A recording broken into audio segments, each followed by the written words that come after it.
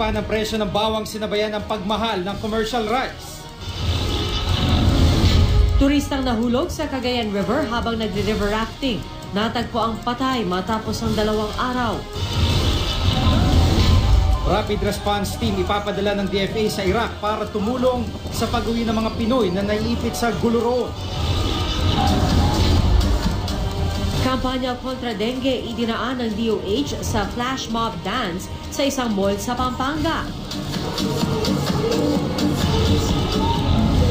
Silipin ang star-studded na pag-iisang dibdib ni Boots Anson Roa at Attorney King Rodrigo at ang engrandeng binyag ng anak ni Sara Labati at Richard Gutierrez na si Baby Zion.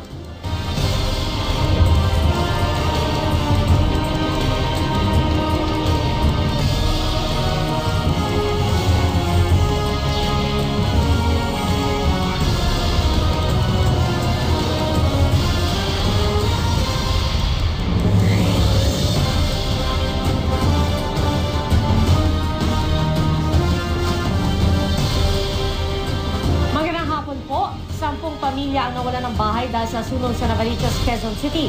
Hinala ng mga residente may naiwanang kandila kaya nagkasunog. Sa Davao City naman, di bababa sa 28 bahay ang nasunog din. Nakatutok si Joseph Moore. Nagngangalit na po ang bumulabog sa barangay Tibungco, Davao City dakong 1:00 ng madaling araw kanina. Ang mga residente kumaripas bitbit ang kanilang mga gamit. Mabilis kumalat ang apoy dahil sa dikit-dikit ng mga bahay at malakas na hangin. Nasa 28 bahay ang naabo. Inabot ng mahigit 2 oras bago idineklarang fire out.